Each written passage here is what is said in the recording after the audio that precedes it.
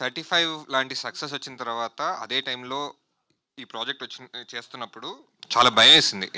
ఒక ఇది తెలుసు అందరికీ ఇది రీమేక్ అని. సో, ఒక రీమేక్ ఈ టైంలో చేస్తున్నాం. ఇప్పుడున్న నెగటివిటీ వల్ల ఈ తెలుసు కమెంట్స్‌లో కూడా నేను చూసాను.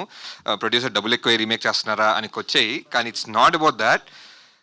ఒక బాధ్యతగా ఎట్లా even though we're making it remake, even though that film is there in తెలుగులో ఉన్నా కూడా దీన్ని ఒక ఛాలెంజ్‌గా తీసుకొని ఎలా చేస్తే జనాలకి మళ్ళీ రీవాచ్ చేసినా కొత్తగా కనిపిస్తది.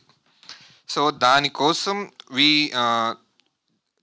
సజీవ్ అందరం వి ఆల్ సాట్ టుగెదర్. అసల జనాలకి ఇది రీమేక్ అని సినిమా చూసినా కూడా గుర్తు రాకూడదు. ఎలా చేయాలి? అది మేము అచీవ్ చేశామని నేను ధైర్యంగా చెప్పగలుగుతున్నాను. 35 అప్పుడు కూడా టీజర్ లాంచ్‌లో కూడా నేను చెప్పాను. 35 ఒక క్లాసిక్ అవుద్దని. సో, అది ఇప్పుడు అయింది. ఇప్పుడు టీజర్ లాంచ్‌లో కూడా చెప్తున్నా మళ్ళీ దీనికి కూడా. మీరు ఒక రీమేక్ చూస్తున్నట్టు మాత్రం మీరు ఫీల్ అవ్వరు. ఒక కొత్త సినిమా చూస్తున్నట్టే మీరు ఫీల్ అవుతారు. ఐ డోంట్ నో వెదర్ మీకు అనిపించిందో లేదో టీజర్ నుంచి. బట్ సినిమా చూసినప్పుడు అరే! ఇది రీమేక్ లానే లేదే అనే మాట మాత్రం వస్తది మీరు బయటకు వచ్చిన తర్వాత. One thing I can guarantee out, once you watch the film and come out, you will definitely be surprised.